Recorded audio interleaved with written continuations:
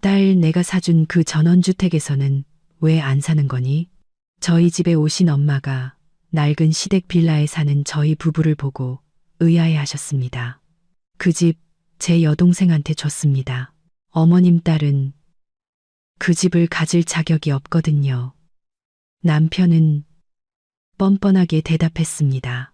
엄마는 잠시 생각에 잠기시더니 저조차도 깜짝 놀랄 만한 말씀을 꺼내셨습니다. 시작하기 전에 좋아요와 구독 버튼 눌러주시면 감사하겠습니다. 그럼 편안하게 들어주세요. 아리는 서류를 보면서도 자신의 눈을 믿을 수 없었습니다. 증여계약서, 엄마가 선물해준 그녀의 전원주택이 이제 신우이 민지의 이름으로 되어 있었습니다. 지난 1년간 마치 자기 집인 양 행세하던 바로 그 신우이였습니다. 손이 너무 떨려 서류가 바스락거렸습니다. 어떻게 당신이 감히? 그녀는 남편을 올려다보며 속삭였습니다. 민주는 소파에 기대 앉아 비웃고 있었습니다. 감히? 그래서 뭐 어쩔 건데? 그의 등 뒤에는 시어머니 김영희 여사가 서 있었고 그 얼굴에는 만족감이 가득했습니다. 신우이 민지는 안락의자에 앉아 매니큐어를 칠하며 마치 방금 명희가 이전된 집이 자기와 상관없다는 듯 아린 쪽은 쳐다보지도 않았습니다. 이건 불법이야. 아린이 좀 더 큰 소리로 말했습니다. 그 집은 내 이름으로 되어 있었어. 당신에겐 그럴 권리가 없어. 있어. 넌 내 아내니까. 네가 가진 모든 건 우리 공동의 것이야. 난 그냥 공동재산을 처분한 것뿐이라고. 민주는 자리에서 일어나 다가왔습니다. 그리고 내 동생은 너보다 이 집을 가질 자격이 충분해. 걘 내 핏줄이지만 넌 그냥 아내일 뿐이야. 아내는 있다가도 없는 존재지. 김영희 여사가 고개를 끄덕였습니다.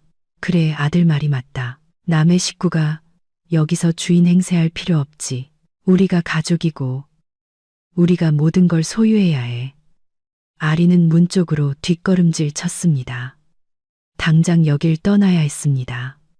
엄마에게, 경찰에, 변호사에게 전화해야 했습니다.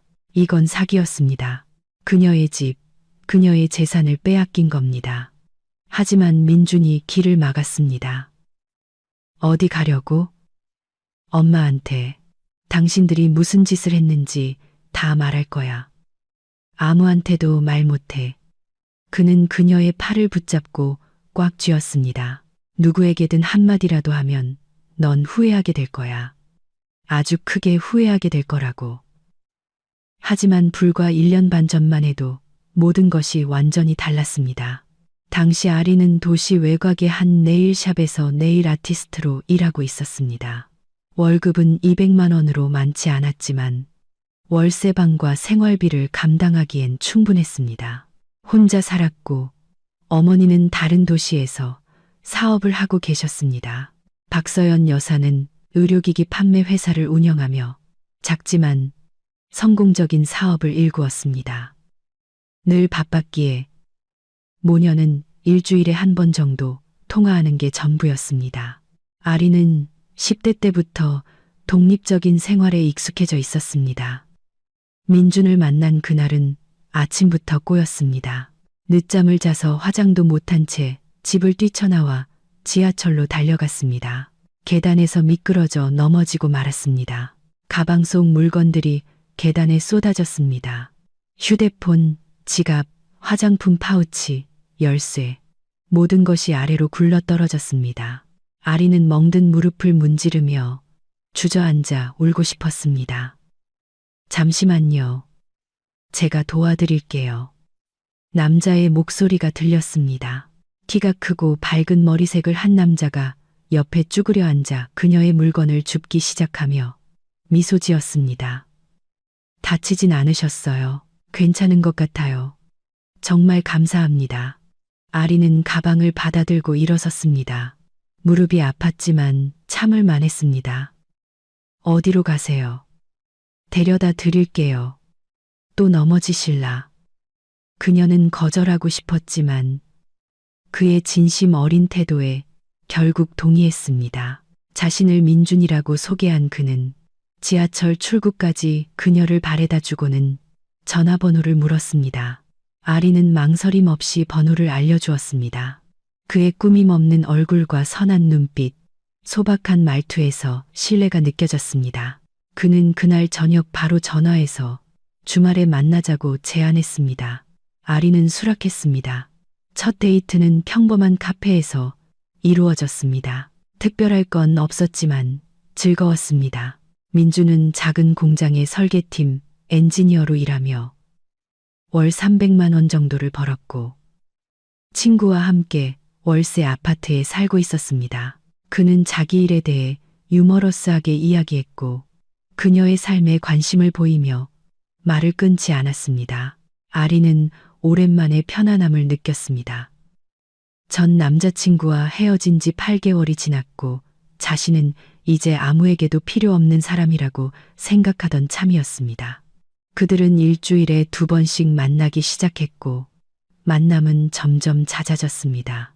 민주는 비싸진 않지만 소소하고 다정한 선물을 하곤 했습니다. 들꽃 한 다발이나 그녀가 읽고 싶어 했던 책 같은 것들이었습니다. 퇴근길이 다름에도 불구하고 항상 그녀를 바래다 주었습니다. 아리는 서서히 그에게 빠져들었습니다. 열정적이거나 미칠 듯한 사랑은 아니었지만 따뜻하고 믿음직스러웠습니다. 그는 미래를 함께 그려나갈 수 있는 사람처럼 보였습니다. 4개월 후 민주는 가족에게 그녀를 소개하고 싶다고 했습니다. 엄마랑 여동생이 너를 보고 싶어 해. 내 얘기를 많이 했거든. 아리는 긴장했습니다. 남자친구의 부모님을 만나는 것은 언제나 떨리는 일이었지만 피할 수는 없었습니다. 김영희 여사는 5층짜리 낡은 주공 아파트에 살고 있었습니다. 엘리베이터는 고장이었습니다. 아리는 케이크 상자를 들고 계단을 오르며 속으로 되뇌었습니다. 괜찮을 거야. 다 괜찮을 거야. 문을 연 것은 50대쯤 되어 보이는 붉게 염색한 머리에 무거운 눈빛을 한 통통한 여성이었습니다. 아, 너구나. 들어와. 안녕하세요. 나 만나서 반가워요 같은 인사도 없이 그저 들어와였습니다. 집안에서는 볶은 양파 냄새와 시큼한 냄새가 났습니다. 벽지는 낡았고 가구는 구식이었습니다. 방에서 25살쯤 되어 보이는 아가씨가 나왔습니다. 딱 붙는 청바지에 탑을 입은 화려한 금발이었습니다. 안녕. 네가 아린이야. 난 민준이 오빠 동생. 그들은 식탁에 둘러앉았습니다. 김영희 여사는 바로 신문하듯 묻기 시작했습니다. 어디서 일해? 월급은 얼마야? 부모님은 계시고 집은 있어? 마치 면접처럼 질문이 쏟아졌습니다. 아리는 솔직하게 대답했습니다. 네일샵에서 일하는 것, 적은 월급, 다른 도시에 계신 어머니, 그리고 월세방에 대해 말했습니다. 김영희 여사는 콧방귀를 뀌었습니다.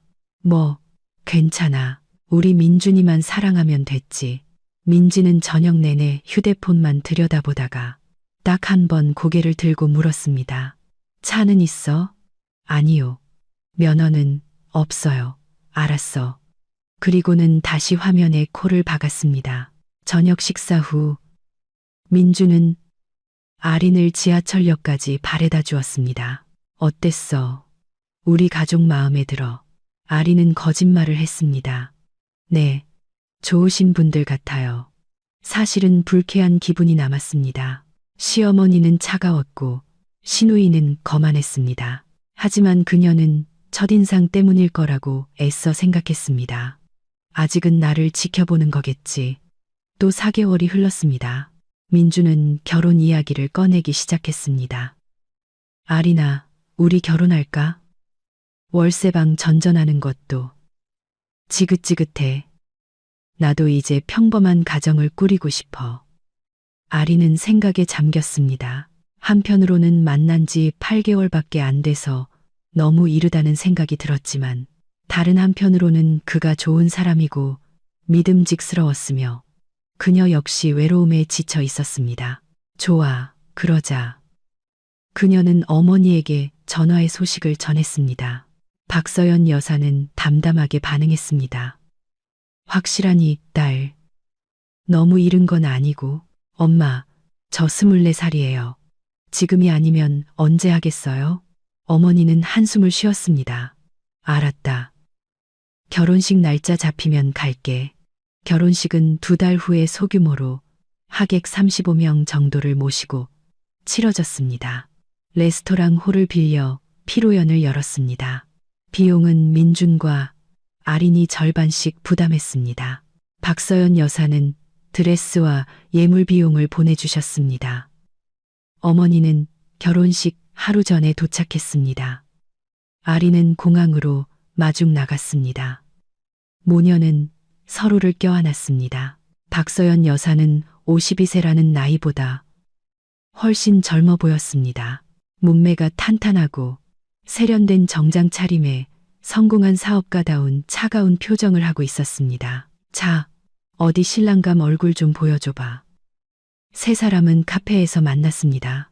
민주는 좋은 인상을 주려고 애쓰며 자신의 일과 계획, 앞으로 어떻게 살지에 대해 이야기했습니다. 박서연 여사는 고개를 끄덕이며 들었고 가끔 질문을 던졌습니다. 표정은 읽을 수 없었습니다. 민준이 잠시 담배를 피우러 나갔을 때 어머니는 딸을 바라보았습니다. 사랑하니? 네? 정말로, 네, 엄마. 박서연 여사는 침묵했지만 아리는 그녀의 눈에서 스치는 의심의 그림자를 보았습니다. 결혼식은 순조롭게 진행되었습니다. 하객들은 즐거워했고 민주는 다정했으며 김영희 여사는 활짝 웃었습니다. 민지는 가슴이 배꼽까지 파인 과감한 드레스를 입고 와서 저녁 내내 사진만 찍어댔습니다. 박서연 여사는 한쪽에서 조용히 하객들과 예의상 대화를 나눌 뿐 특별히 기뻐하는 기색은 보이지 않았습니다. 그리고 선물이 있었습니다. 축제가 막바지에 이를 무렵 박서연 여사는 모두에게 조용히 해달라고 요청한 뒤 일어나 잔을 들었습니다. 사랑하는 신랑, 신부, 제가 선물을 하나 하고 싶습니다. 아리나, 네가 항상 자기 집을 갖고 싶어 했던 거 안다. 그리고 네 꿈이 이루어졌다는 소식을 전하게 되어 기쁘구나. 그녀는 가방에서 봉투를 꺼내 딸에게 건넸습니다. 아린이 열어보자 서류가 나왔습니다. 전원주택 등기권리증이었습니다. 주소는 경기도 외곽, 면적 160제곱미터, 3층짜리 건물, 명의는 그녀의 이름으로 되어 있었습니다. 장례는 잠시 조용해졌다가 이내 박수갈채로 터져나갔습니다. 아리는 서류를 보면서도 믿기지 않았습니다. 엄마, 이거 진짜예요? 물론이지. 2년 전에 투자 목적으로 사둔 집이야. 팔려고 했는데 너에게 주는 게 낫겠다고 생각했지. 인테리어도 다 되어 있고 가구도 있으니 바로 들어가 살아도 된단다. 민주는 서류를 낚아채 읽고 또 읽었습니다. 그의 얼굴은 흥분으로 붉어졌습니다. 이건 믿을 수 없어요. 정말 감사합니다, 장모님. 그는 장모님을 껴안고 이어서 아내를 껴안았습니다. 아리나, 들었어? 우리 집이 생겼어. 우리 집. 김영희 여사도 달려와 박서연 여사에게 입을 맞췄습니다. 어머나, 이렇게 마음이 넓으시고 통이 크실 수가. 감사합니다. 사부인, 정말 감사합니다. 이제 우리 애들이 잘 살겠네요. 민지는 한쪽에 서서 노골적인 불쾌감을 드러내고 있었습니다. 아니, 불쾌감이 아니었습니다. 질투, 시커멓고 지독한 질투였습니다. 아리는 어머니에게 다가가 껴안았습니다. 엄마, 이건 너무 과분해요. 생각도 못했어요. 넌 내 유일한 딸이잖니. 네가 잘 살았으면 좋겠어. 다만 한 가지만 약속해다오. 무슨 일이 생기거나 문제가 있으면 망설이지 말고 바로 전화하렴. 알았지? 네, 엄마. 약속할게요. 결혼식이 끝나고 박서연 여사는 다시 돌아갔습니다. 일이 기다리고 있었습니다. 아린과 민주는 전원주택을 보러 갔습니다. 그곳은 정말 멋졌습니다. 경사진 지붕을 가진 3층짜리 벽돌집이었습니다. 대지는 100평, 울타리와 대문도 있었습니다. 1층에는 넓은 거실과 주방 겸 식당, 화장실이 있었고 2층에는 침실 4개와 욕실이, 3층에는 커다란 창문이 있는 다락방, 그리고 지하실과 차고까지 있었습니다. 인테리어와 가구가 완비되어 있어 그야말로 몸만 들어가 살면 되는 곳이었습니다. 아리는 방들을 돌아다니며 이 모든 것이 이제 자기 것이라는 사실을 믿을 수 없었습니다. 민주는 그녀를 껴안고 입을 맞췄습니다. 너랑 장모님 덕분에 내가 복이 터졌네, 아리나. 이제 우리도 사람답게 살겠다. 첫 2주는 행복했습니다. 그들은 집을 꾸미고 소소한 물건들을 사들이고 친구들을 초대했습니다. 민주는 퇴근 후 만족스러운 얼굴로 아내를 껴안았고 함께 저녁을 준비했습니다. 모든 것이 좋았습니다. 아리는 마침내 행복을 찾았다고 생각했습니다. 하지만 행복은 오래가지 않았습니다. 셋째 주에 김영희 여사가 찾아왔습니다. 아들, 집 좀 구경시켜줘. 너희가 어떻게 자리 잡았는지 보고 싶구나. 민주는 기쁘게 집 구경을 시켜주었습니다. 시어머니는 방들을 돌아다니며 모든 것을 만져보고 옷장을 열어보았습니다. 이 방은 바꿔야겠네. 벽지가 너무 어둡잖아.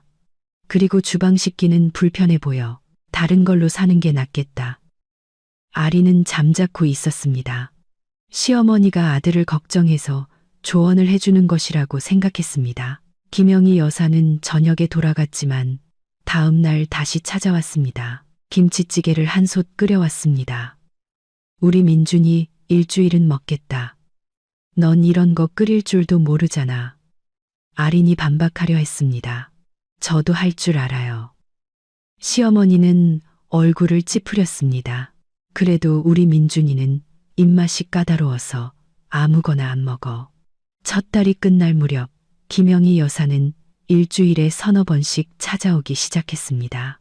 음식을 가져오고 청소를 하고 물건을 재배치했습니다. 아린이 혼자 할 수 있다고 말하려 하면 시어머니는 손을 내저었습니다. 됐어. 내가 도와주는 거잖아. 아니면 도움이 필요 없다는 거야? 민주는 아내의 소심한 불평에 이렇게 대꾸했습니다. 왜 그래? 엄마가 우리 좋으라고 애쓰시는 건데. 왜 그렇게 엄마를 못마땅해 해? 그러다 김영희 여사는 주말에 아예 묻기 시작했습니다. 아들아, 내 낡은 아파트에 혼자 있으려니 너무 쓸쓸하구나. 여기서 하룻밤 자도 될까? 물론이죠. 엄마, 편히 계세요. 그녀는 2층 침실 중 전망이 가장 좋은 방을 차지했습니다. 아리는 더 작은 다른 방을 제안하고 싶었지만 차마 말을 꺼내지 못했습니다. 싸움이 날까 두려웠습니다. 두 번째 달이 끝날 무렵 김영희 여사는 거의 전원주택에 눌러 앉았습니다. 금요일에 와서 월요일에 가거나 아예 일주일 내내 머물기도 했습니다. 그녀는 마치 안주인처럼 행세하며 주방을 지휘하고 아린에게 무엇을 어떻게 해야 할지 지시했습니다. 국이 짜잖아. 우리 민준이 짠 거 싫어하는데 바닥도 제대로 안 닦았네. 저기 얼룩 봐. 창문은 왜 열어놨어? 외풍 들잖아. 우리 아들 감기 걸리겠다. 아리는 이를 악물고 참았습니다. 일시적인 걸 거야. 곧 시어머니도 여기 있는 게 지겨워져서 자기 집으로 돌아가시겠지. 하지만 김영희 여사는 돌아가지 않았습니다. 심지어 민지까지 데려왔습니다. 애가 집에 혼자 있으니 가끔 여기 와도 되겠니? 민주는 당연히 반대하지 않았습니다. 그럼요, 오라고 하세요. 민지는 주말마다 들르기 시작했습니다. 친구들을 데리고 와 거실에서 파티를 열었습니다. 음악 소리, 웃음소리, 비명 소리가 집을 울렸습니다. 아린이 퇴근하고 돌아오면 집은 모르는 사람들로 가득 차 있었습니다. 민지 씨, 미리 말이라도 해줄 수 있었잖아요. 왜? 오빠는 알고 있었는데. 오빠가 저한테 말을 안 해줬어요. 아, 미안. 다음부턴 말할게. 하지만 다음번에도 그녀는 미리 말해주지 않았습니다. 세 번째 달이 되자 김영희 여사는 아예 자기 집으로 돌아가지 않았습니다. 아들아, 낡은 아파트보다 여기가 훨씬 편하구나. 너만 괜찮다면. 물론 괜찮죠. 엄마, 원하시는 만큼 계세요. 아리는 남편과 단둘이 이야기하려 시도했습니다. 민준 씨, 어머님이 가끔은 댁에 가시는 게 어떨까요? 좀 불편해서요. 민준은 얼굴을 찌푸렸습니다. 뭐가 불편해? 우리 엄마야. 우리랑 같이 살 권리가 있어. 하지만 이 집은 내 이름으로 되어 있잖아요. 그는 마치 그녀가 해서는 안 될 말을 한 것처럼 쳐다보았습니다. 그래서 뭐? 넌 내 아내고 이 집은 우리 공동의 것이야. 그리고 우리 가족은 당연히 여기서 지낼 권리가 있어. 하지만 저는 그만해. 그가 소리쳤습니다. 우리 엄마가 도와주는 게 그렇게 불만이야. 배은망덕하긴. 아리는 물러섰습니다. 처음으로 남편이 그렇게 화내고 냉정한 모습을 보았고 두려웠습니다. 그날 이후로 김영희 여사는 완전히 집에 자리 잡았습니다. 아침 일찍 일어나 아들만을 위한 아침 식사를 준비했습니다. 아린에게는 먹다 남은 것을 주거나 아예 아무것도 준비하지 않았습니다. 어린애도 아니고 내 건 네가 알아서 해먹어. 그녀는 어디서든 군림했습니다. 주방, 거실, 심지어 신혼부부의 침실까지 노크도 없이 들어와 청소를 하거나 물건을 재배치했습니다. 여긴 너무 지저분하네. 내가 싹 치웠어. 지적은 끊이지 않았습니다. 창문이 더럽잖아. 닦아. 빨래를 그렇게 널면 안 마르지. 저녁 맛없네. 우리 민준이 이거 안 먹을 텐데. 민준은 모든 면에서 어머니 편을 들었습니다. 아린이 반박하려 하면 그는 쏘아붙였습니다. 엄마 말이 맞아. 넌 정말 청소를 못해. 왜 엄마 말을 안 들어? 도와주시려는 거잖아. 아리는 지쳐가기 시작했습니다. 아침 8시부터 저녁 6시까지 일하고 집에 오면 시어머니의 잔소리가 기다리고 있었습니다. 청소를 다시 하고 설거지를 다시 하고 다림질을 다시 해야 했습니다. 모든 것이 비판의 대상이었습니다. 이렇게 해야지. 네가 한 방식 말고. 결혼 4개월 후 민지가 전원주택에서 살고 싶다고 선언했습니다. 오빠, 나 다락방 써도 돼. 비어 있잖아. 난 살 데도 없고 월세는 너무 비싸. 민주는 즉시 동의했습니다. 얼마든지 살아. 아리는 분노했습니다. 나한테 물어보기라도 했어야죠. 왜? 내 동생인데.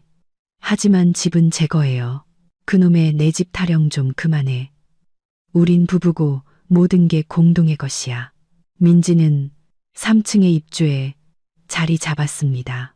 안주인처럼 욕실을 2시간씩 차지하고 집안 곳곳에 물건을 늘어놓고 친구들과 남자들을 데려왔습니다. 어느 날 아린이 거실에 들어갔을 때 모르는 남자 넷이 맥주를 마시며 축구를 보고 있었습니다. 민지 씨, 이분들은 누구예요? 내 친구들. 왜? 미리 말이라도 해줬어야죠. 뭘 그래. 집도 넓은데 다 같이 쓰면 되지. 민주는 또다시 동생 편을 들었습니다. 아리나, 왜 그래? 걔도 손님 접대할 공간이 필요하잖아. 우리 집 넓으니까 괜찮아. 반년이 지났습니다. 아리는 자기 집에서 하녀가 되어 있었습니다. 그녀는 일하고 청소하고 요리하고 빨래했습니다. 반면 민준과 그의 어머니, 여동생은 유유자적하게 살면서 고마워하지도 않았습니다. 민준은 변했습니다. 무뚝뚝하고 무관심해졌습니다. 퇴근하면 소파에 쓰러져 휴대폰만 들여다보았습니다. 질문에는 단답형으로 대답했습니다. 오늘 회사 어땠어요? 그냥 그랬어.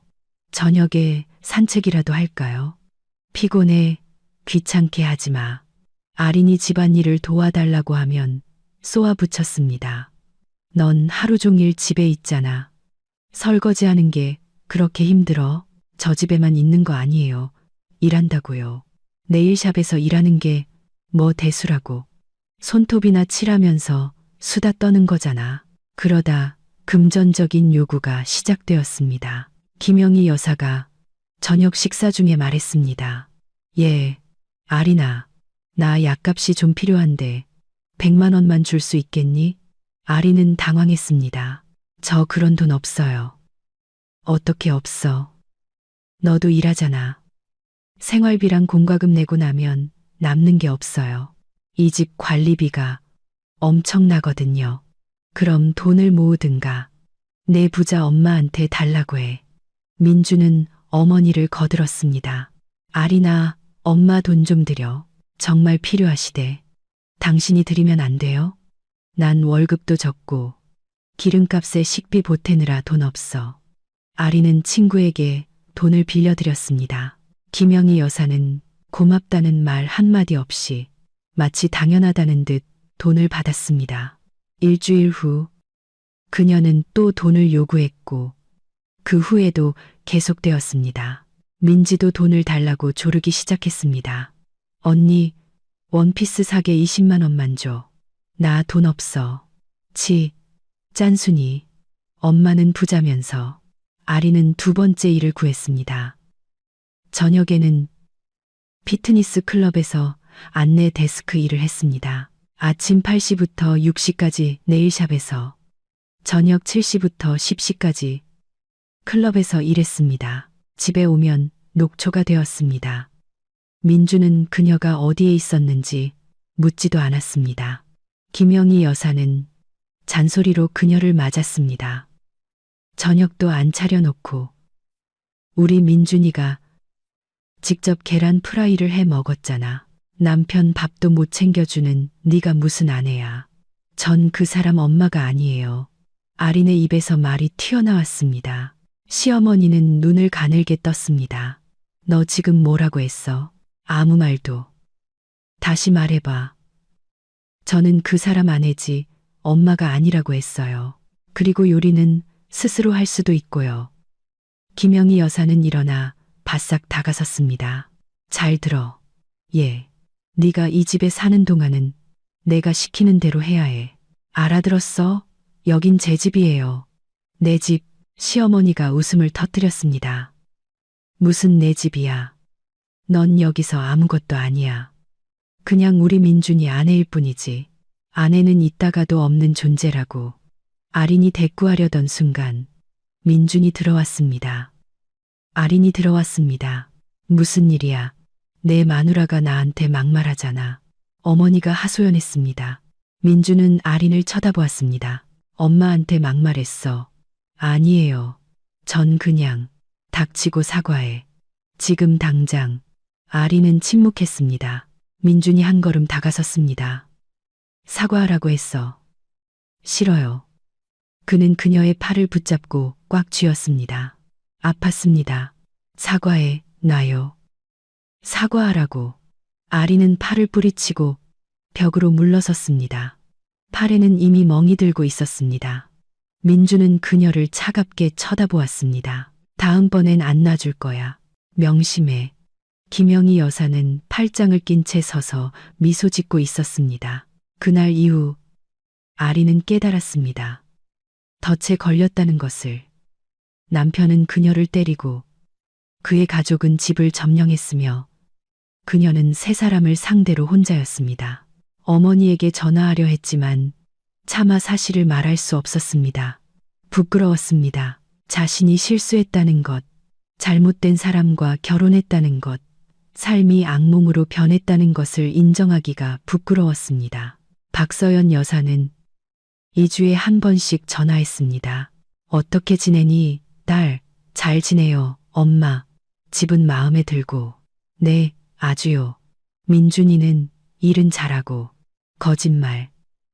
온통 거짓말이었습니다. 하지만 아리는 진실을 말할 수 없었습니다.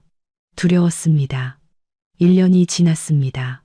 아리는 야위고 수척해졌습니다. 눈 밑에는 항상 다크서클이 있었습니다. 폭행 때문은 아니었습니다. 민주는 그녀가 특히 자신을 화나게 할 때만 드물게 때렸습니다. 다크서클은 수면 부족과 피로, 스트레스 때문이었습니다. 그녀는 2가지 일을 하며 집의 모든 공과금을 내고 식료품을 샀습니다. 반면 민준과 김영희 여사, 제대로 일하지도 돕지도 않고 요구만 했습니다. 아리나 새 구두 사줘. 아리나 기름값 좀 줘. 아리나 김치찌개 끓여. 우리 민준이가 좋아하잖아.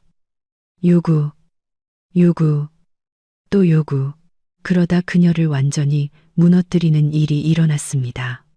어느 날 저녁, 아리는 평소보다 늦게 퇴근했습니다. 클럽에서 재고 정리 일을 돕느라 늦어졌습니다. 10시에 도착하니 집에는 불이 켜져 있고 말소리가 들렸습니다.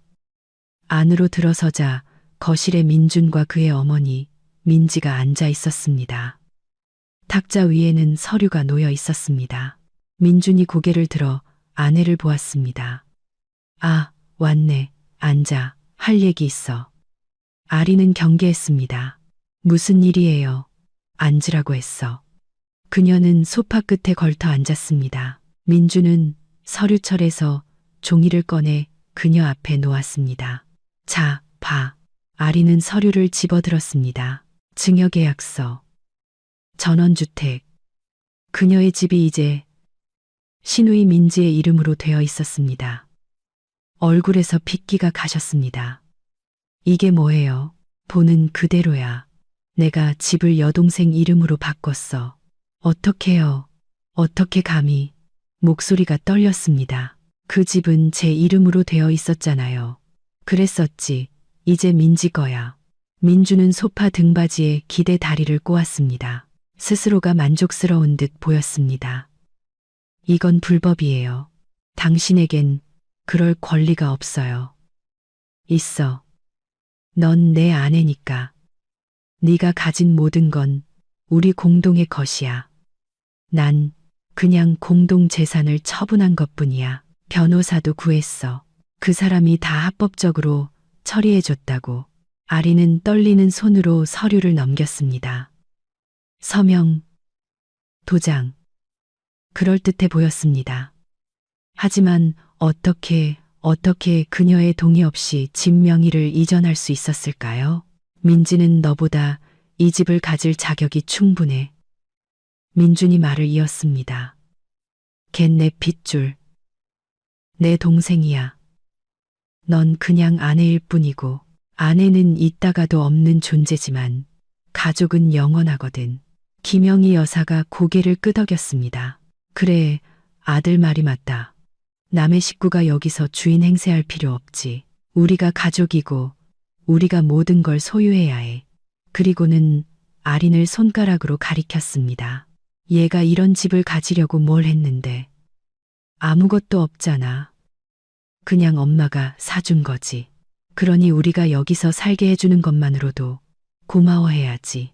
민지는 안락의자에 앉아 매니큐어를 칠하며 미소 짓고 있었습니다. 고마워 오빠. 날 실망시키지 않을 줄 알았어. 이제 나도 크고 멋진 내 집이 생겼네. 아리는 그들을 쳐다보았지만 말이 나오지 않았습니다. 목이 메고 눈앞이 흐려졌습니다. 나 소송할 거예요. 이거 무효로 만들 거야. 이 집은 엄마가 나한테 선물해 주신 거라고요. 내 재산이에요. 민준이 웃음을 터뜨렸습니다. 해봐. 소송하려면 몇 년은 걸릴 거고 돈도 엄청나게 필요할 걸. 근데 넌 돈이 없잖아. 전부 우리한테 쓰니까. 그러니 계속 여기서 살고 싶으면 살든가 아니면 꺼지든가 마음대로 해. 만약 남는다면 김영희 여사가 덧붙였습니다. 이제 여긴 민지 집이라는 걸 명심해. 그러니까 민지 말 내 말. 그리고 당연히 우리 민준이 말을 잘 들어야 할 거야. 알겠어? 아리는 솜처럼 무거운 다리를 이끌고 일어섰습니다. 다리에 힘이 들어가지 않았습니다. 침실로 가서 문을 잠그고 침대에 앉았습니다. 손이 떨렸습니다. 엄마에게 전화해야 했습니다. 모든 것을 말해야 했습니다. 그녀는 휴대폰을 꺼내 번호를 눌렀습니다. 긴 신호음만 울렸습니다. 박서연 여사는 받지 않았습니다. 아리는 또다시 시도했습니다. 마침내 연결되었습니다. 아리나, 무슨 일이니? 늦었는데 딸의 목소리가 갈라졌습니다. 엄마, 그 사람들이 집을 빼앗았어요. 민준 씨가 자기 여동생 이름으로 명의를 바꿨어요. 서류도 보여줬어요. 합법적이라고 해요. 엄마, 저 어떡해요? 길고 무거운 침묵이 흘렀습니다. 그러다 어머니가 차분하고 냉정한 목소리로 물었습니다. 그놈이 널 때리니? 아리는 얼어붙었습니다. 어떻게 아셨을까요? 아니요. 안 때려요. 거짓말하지 마. 목소리만 들어도 알아. 그놈이 널 때리는 거지. 눈물이 본물 터지듯 흘렀습니다. 아리는 더 이상 거짓말을 할 수 없었습니다. 네. 그녀가 인정했습니다. 네. 때려요. 그리고 시어머니랑 시누이도 이 집에 살아요. 모든 걸 다 차지했어요. 어떻게 해야 할지 모르겠어요. 무서워요. 어머니가 숨을 내쉬었습니다. 내 말 잘 들어. 지금 당장 아무 데도 가지 마. 침실 문 잠그고 일단 잠을 자. 내일 아침에 내가 갈게. 나만 기다려. 우리가 다 해결할 거야. 하지만 엄마. 하지만은 없어. 힘내 딸. 다 잘 될 거야. 아리는 전화를 끊고 오열했습니다. 두려움, 수치심, 안도감, 모든 감정이 뒤섞였습니다. 엄마가 올 것이다. 엄마가 도와줄 것이다. 마침내 그녀는 의자로 문을 막고 옷을 입은 채 침대에 누웠지만 잠을 이룰 수 없었습니다. 밤새 뒤척이며 집안의 소리에 귀를 기울였습니다. 벽 너머에서는 민준과 시어머니의 웃음소리가 들렸습니다. 위층에서는 음악이 시끄럽게 울렸습니다. 민지는 축하 파티를 하고 있었습니다. 아침에 아리는 일찍 일어나 씻고 옷을 입고 기다렸습니다. 엄마는 오신다고 약속했으니 분명 오실 것이었습니다. 11시가 되자 초인종이 울렸습니다. 김영희 여사가 불평을 중얼거리며 문을 열러 갔습니다. 아침부터 누구야? 또 문을 연 그녀는 말을 잃었습니다. 문 앞에는 박서연 여사가 서 있었습니다. 키가 크고 몸매가 탄탄하며 세련된 정장 차림이었습니다. 얼굴은 얼음처럼 차가웠고 눈빛은 날카로웠습니다. 안녕하세요. 그녀가 차분한 목소리로 말했습니다. 아린이 엄마입니다. 제 딸은 어디 있습니까? 김영희 여사는 입을 벌린 채 문 앞에 서 있었습니다. 박서연 여사는 그녀를 차가운 시선으로 바라보며 반복했습니다. 제 딸은 어디 있냐고요? 아, 안녕하세요. 사부인, 어쩐 일이세요? 들어오세요. 들어오세요. 시어머니는 환대하는 척하며 허둥댔습니다. 아린이가 집에 있냐고요? 물론이죠. 지금 부를게요. 아린아, 이리 와봐. 내 엄마 오셨다. 아린은 침실에서 뛰쳐나와 어머니를 보자마자 속에서 무언가 무너져 내리는 것을 느꼈습니다. 그동안 쌓였던 눈물, 모든 두려움, 모든 피로가 한꺼번에 터져나왔습니다. 그녀는 어머니에게 달려가 품에 안겨 얼굴을 묻었습니다. 박서연 여사는 딸을 꼭 껴안았습니다. 딸이 떨고 있는 것이 느껴졌습니다. 그러고는 부드럽게 딸을 떼어내고 턱을 잡아 눈을 마주 보게 했습니다. 그리고는 보고 싶지 않았던 것을 보고 말았습니다. 아린이 파운데이션으로 애써 가리려 했던 눈 밑의 멍, 수척해진 얼굴, 보쑥해진 뺨, 눈 밑에 짙은 다크서클, 겁에 질리고 길 잃은 눈빛. 누가 그랬니? 그녀가 조용히 물었지만 한마디 한마디가 망치로 내리치는 듯 했습니다. 엄마, 지금은 아니에요. 아린이 시어머니 쪽으로 겁먹은 시선을 던지며 속삭였습니다. 누가 그랬냐고? 박서연 여사가 더 큰 소리로 반복했습니다. 김영희 여사는 더욱 안절부절 못했습니다. 사부인, 오자마자 뭘 그렇게 다그치세요. 주방으로 가셔서 차나 한잔 하시죠. 제가 갓 구운 파이가 있어요. 오시느라 피곤하셨을 텐데 차도 파이도 필요 없습니다. 저는 손님으로 온 게 아니니까요. 박서연 여사는 신발도 벗지 않은 채 거실로 들어섰고 이는 김영희 여사를 경악하게 했습니다. 그녀는 날카로운 눈빛으로 방을 훑어보았습니다. 탁자 위에는 어제 민준이 보여줬던 바로 그 서류가 여전히 놓여 있었습니다. 침실에서 민준이 나왔습니다. 잠이 덜 깬 얼굴, 낡은 운동복 바지에 늘어난 티셔츠 차림, 머리는 헝클어져 있었고 수염도 깎지 않았습니다. 장모님을 본 그는 얼굴을 찌푸렸습니다. 내 딸이 불렀다. 딸을 데리러 왔어. 데려가다니요. 민주는 그 뻔뻔함에 어이가 없었습니다. 아린이는 결혼한 몸입니다. 남편도 있고 가정도 있다고요. 함부로 데려가실 수 없습니다. 자기 아내한테 손 찍어 마는 남편 말인가? 박서연 여사는 탁자로 다가가 서류를 집어들고 꼼꼼히 살피기 시작했습니다. 민준의 얼굴이 급격히 창백해졌습니다. 전 때리지 않았어요. 장모님을 여기로 끌어들이려고 거짓말한 겁니다. 여자들은 원래 드라마 만드는 거 좋아하잖아요. 나한테 거짓말하지 마, 젊은이. 박서연 여사는 그를 쳐다보지도 않은 채 서류를 계속 읽었습니다. 내 딸 얼굴에 멍이 보인다. 그리고 행동을 보니 이번이 처음이 아닌 것 같구나. 널 두려워하고 있어. 어머니는 고개를 들고 미간을 찌푸렸습니다. 그리고 이 가짜 서류들, 내가 확인도 안 하고 그냥 넘어갈 거라고 정말 생각했나? 무슨 가짜 서류요? 민주는 목소리를 높여 윽박지르려 했습니다. 전부 합법적으로 처리된 겁니다. 믿을 만한 변호사가 했어요. 가짜야. 도장 모양부터 틀렸어. 서명도 딱 보면 위조한 티가 나. 전문가가 아니어도 알겠다.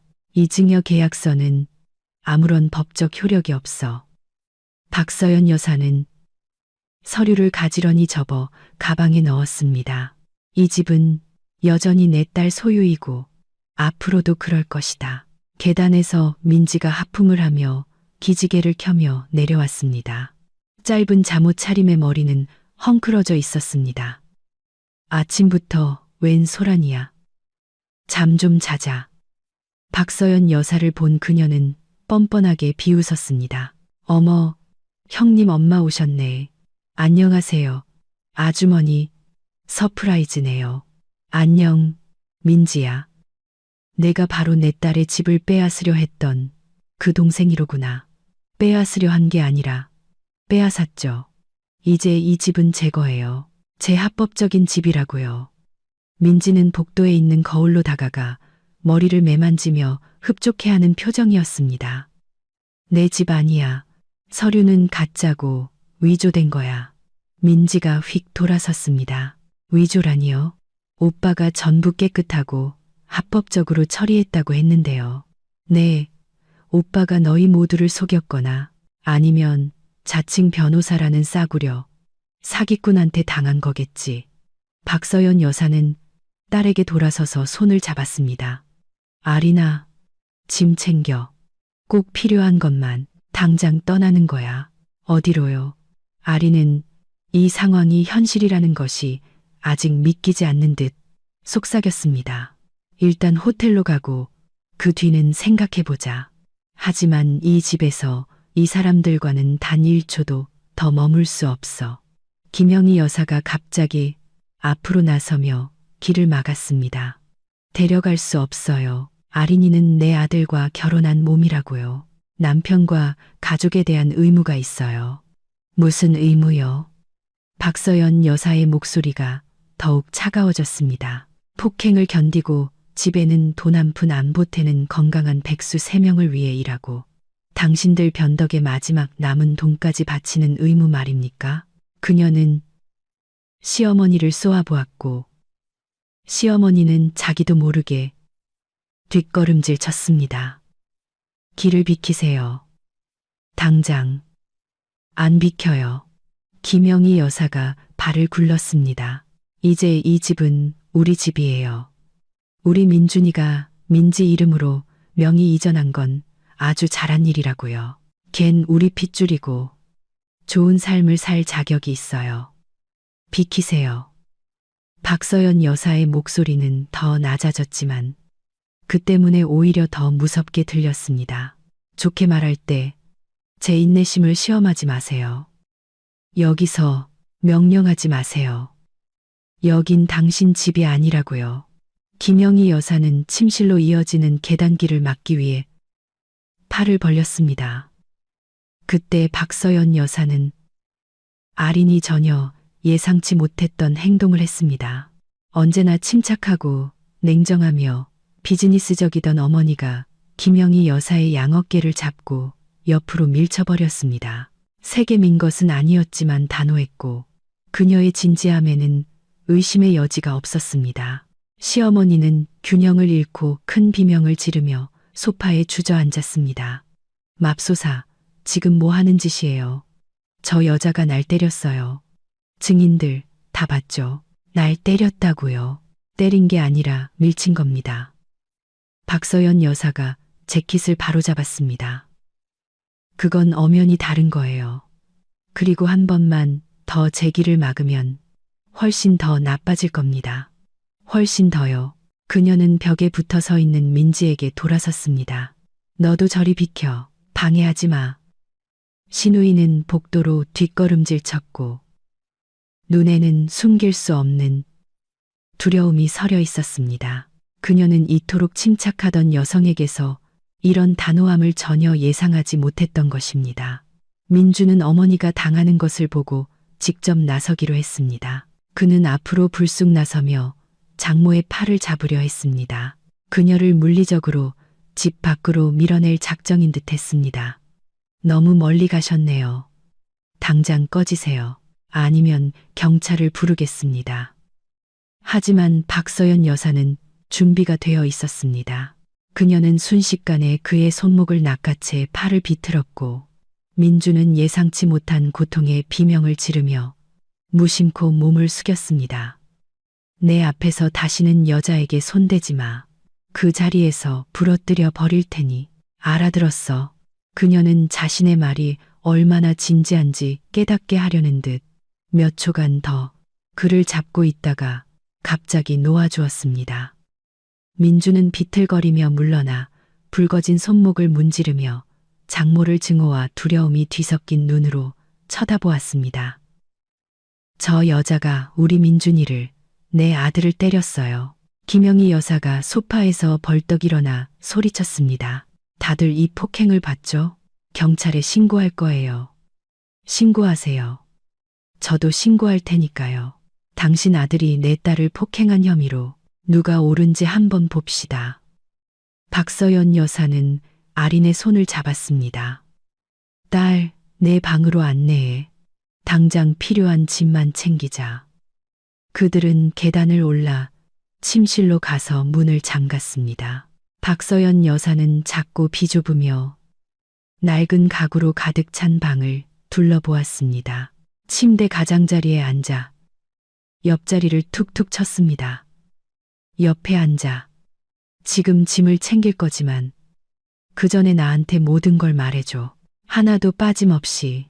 그리고 다시는 괜찮다고 거짓말할 생각 마. 그러자 아리는 모든 것을 털어놓았습니다. 말문이 터진 듯 그녀는 멈출 수 없었습니다. 결혼 직후부터 문제가 시작된 것. 김영희 여사가 첫 달부터 찾아와 군림하기 시작한 것. 서서히 집 전체를 장악하고 가장 좋은 방을 차지한 것. 민지가 허락도 없이 3층에 들어와 산 것. 민준이 눈에 띄게 변해 무뚝뚝하고 냉정해진 것. 반년 전 그녀가 자신을 위해 돈을 달라고 했을 때 처음으로 그녀를 때린 것. 그녀가 아침부터 밤까지 두 가지 일을 하며 공과금, 식비 등 모든 것을 지불했지만 그들은 기생충처럼 그녀의 돈으로 살았던 것. 그리고 어젯밤 민준이 여동생에게 집을 넘긴다는 저주받은 서류를 보여주며 누구에게든 말하면 후회하게 될 것이라고 협박한 것까지. 그녀는 흐느끼며 숨이 막힐 듯 이야기했습니다. 박서연 여사는 한 번도 말을 끊지 않고 조용히 들었습니다. 새로운 이야기가 나올 때마다 그녀의 얼굴은 돌처럼 굳어갔습니다. 입술은 점점 더 굳게 다물어졌습니다. 마침내 아린의 이야기가 끝나자 어머니는 일어나 방안을 왔다 갔다 하다가 창가에 멈춰서서 오랫동안 말없이 마당을 바라보았습니다. 분노를 사기려는 듯 했습니다. 마침내 그녀가 천천히 돌아섰습니다. 됐어. 단 1초도 더는 안 돼. 이제 끝이야. 넌 더 이상 여기에 머물지 않을 거야. 오늘도, 내일도, 절대로. 하지만 엄마, 전 갈 데가 없어요. 아무것도 없다고요. 아니, 있어. 내가 있고, 돈도 있고, 변호사도 있어. 박서연 여사는 딸 옆에 앉아 어깨를 감쌌습니다. 말했잖니, 일단 며칠은 호텔에 있다가 그 다음에 괜찮은 아파트를 얻자. 그리고 이 집은 우리가 되찾을 거야. 법원을 통해서든 검찰을 통해서든 경찰을 통해서든 어떻게든 반드시 되찾을 거야. 그들은 20분 만에 짐을 쌌습니다. 옷, 서류, 화장품, 휴대폰 등 꼭 필요한 것들만 챙기니 가방 2개가 나왔습니다. 아리는 끔찍한 몇 달을 보낸 침실을 마지막으로 둘러보며 깨달았습니다. 이곳을 떠나는 것이 전혀 아쉽지 않다는 것을. 아래층으로 내려가자 민준과 그의 어머니, 여동생은 거실에 앉아 조용히 무언가를 의논하고 있었습니다. 가방을 든 그들을 보자 세 사람 모두 벌떡 일어났습니다. 뭐야, 진짜로 가는 거야? 민준이 믿기지 않는다는 듯 물었습니다. 그래, 지금 당장. 아리나, 넌 그냥 이렇게 떠날 수 없어. 넌 내 아내고, 우린 결혼했고, 가족이라고. 당신 아내였죠. 이제 더는 아니에요. 아리는 두려움을 뚫고 나온 자신의 단호한 목소리에 스스로도 놀랐습니다. 넌 후회하게 될 거야. 난 공동재산으로 이 집의 절반을 소송으로 뺏을 거야. 그럴 권리가 충분히 있다고. 어디 한번 해봐. 박서연 여사가 차갑게 말했습니다. 이 집은 너희 결혼 전에 내 딸에게 개인적으로 증여된 거고 엄격하게 딸의 이름으로만 등기되어 있어. 넌 이 집에 단 한 푼도 보태지 않았고 오히려 1년 내내 딸에게 얹혀 살았지. 넌 이 집에 대해 아무런 권리가 없어. 그들은 집을 나와 어머니의 차에 탔습니다. 아리는 뒤를 돌아보았습니다. 그녀의 전원주택, 그녀의 집. 그런데 그녀는 떠나고 있었습니다. 엄마, 우리 정말 집을 되찾을 수 있을까요? 물론이지. 약속할게. 그들이 거기서 단 하루도 더 살지 못하게 할 거야. 그들은 시내 중심가에 있는 좋은 호텔로 갔습니다. 공원이 보이는 넓고 깨끗한 2인실을 잡았습니다. 아리는 침대에 앉았고 그제야 깨달았습니다. 그녀는 자유로워졌습니다. 1년 만에 처음으로 누구도 그녀에게 소리치거나 명령하거나 때리지 않을 것이었습니다. 박서연 여사는 노트북과 휴대폰을 꺼내 전화를 걸기 시작했습니다. 늘 비즈니스 문제를 해결하던 방식대로 체계적이고 조직적으로 움직였습니다. 먼저 변호사인 최 이사에게 안녕하세요. 제 딸에게 긴급한 상황이 생겼습니다. 부동산 사기, 서류 위조, 폭행입니다. 네, 긴급 상담이 필요합니다. 알겠습니다. 오늘 저녁 6시에 사무실에서 뵙겠습니다. 약속을 잡았습니다. 다음은 경찰 지인인 박경희에게 안녕하십니까? 긴급한 도움이 필요합니다. 폭행과 사기 사건입니다.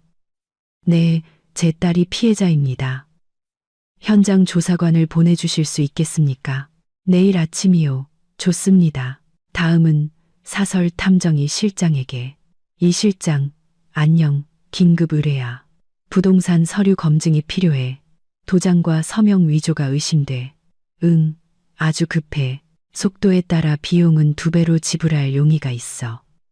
아리는 침대에 앉아 어머니가 방어선을 구축하는 것을 들었습니다.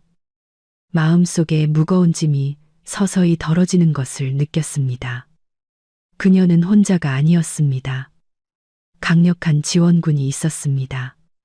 2시간 후 젊은 경위가 도착했습니다.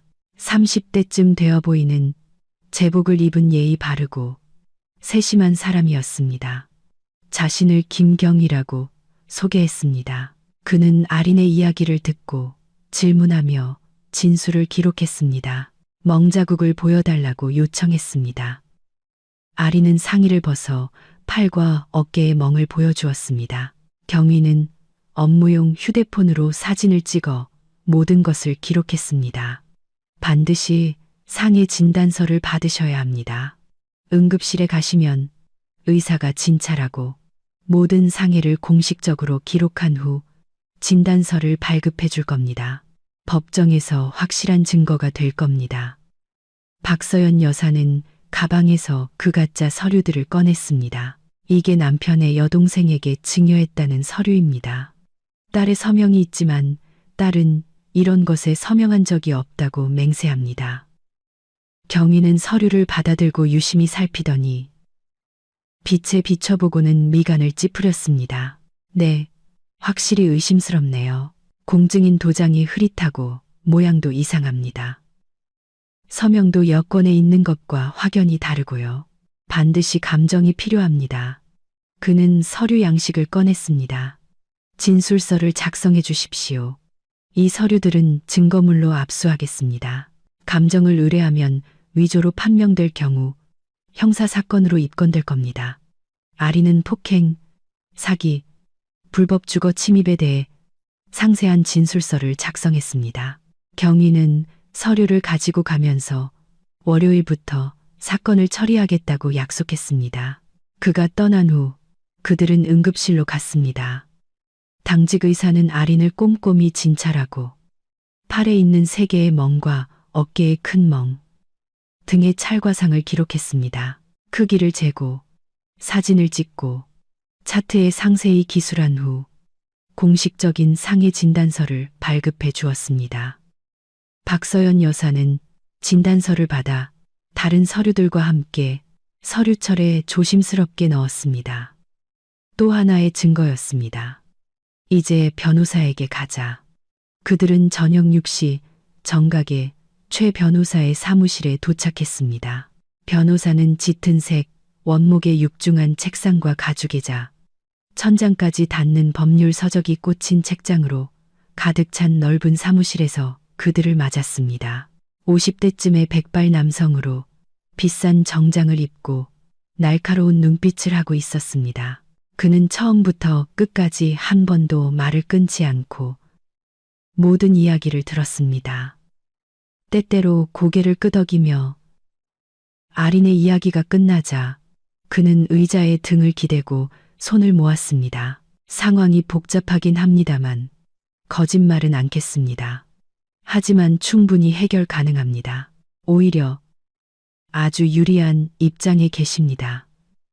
그는 박서연 여사가 가져온 서류를 받아 돋보기로 살피기 시작했습니다. 집은 증여 계약에 따라 따님 개인에게 선물된 것이고 엄격하게 따님 명의로만 등기되어 있습니다. 증여 계약서에는 이것은 수증자의 개인 재산이며 이혼 시 분할 대상이 아님이라고 명시되어 있습니다. 증여자는 배우자가 아닌 어머니시고요. 법적으로 이것은 부부 공동 재산이 아닙니다. 남편은 이 집에 대해 아주 작은 권리도 없습니다. 그럼 이 가짜 서류들은요? 박서연 여사가 증여 계약서를 가리켰습니다. 최 변호사는 비웃었습니다. 위조입니다. 그것도 아주 조잡한 수준의 위조품이군요. 공증인 도장은 가짜입니다. 모양도 글씨체도 다릅니다. 등록번호는 아예 존재하지도 않는 번호고요. 서명은 따님의 여권 샘플과 명백히 다릅니다. 기울기나 필압이 전혀 달라요. 어떤 필적 감정이라도 이틀이면 밝혀낼 겁니다. 그럼 집을 되찾을 수 있다는 말씀이시죠? 가능한 정도가 아니라 당연히 되찾아야 하고 그렇게 될 겁니다.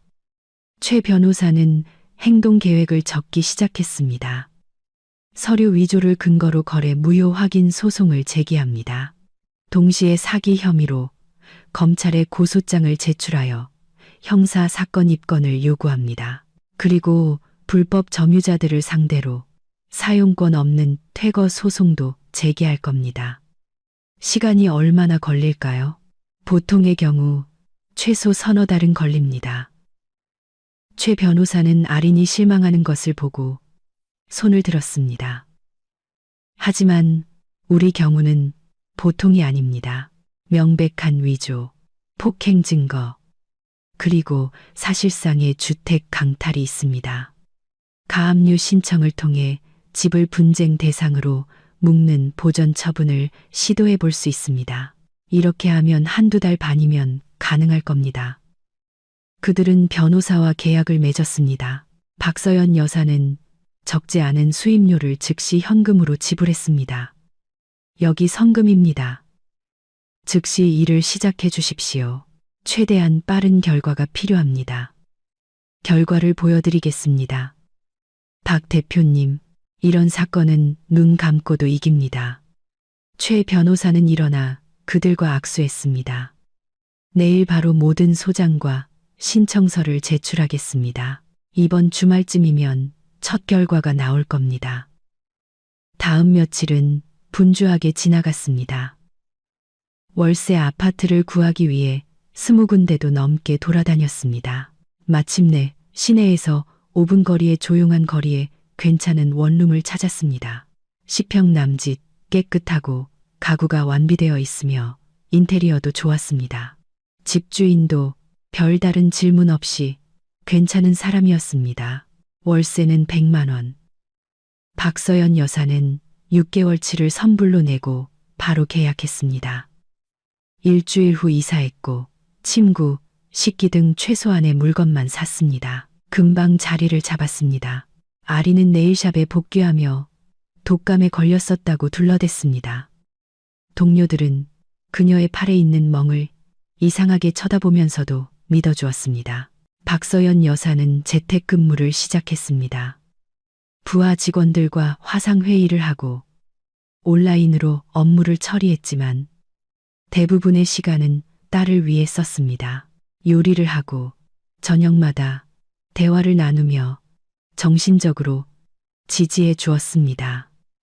민주는 하루에 10번에서 15번씩 아린에게 전화했습니다. 그녀는 단 한 번도 받지 않았습니다. 그는 장문의 문자를 보냈습니다.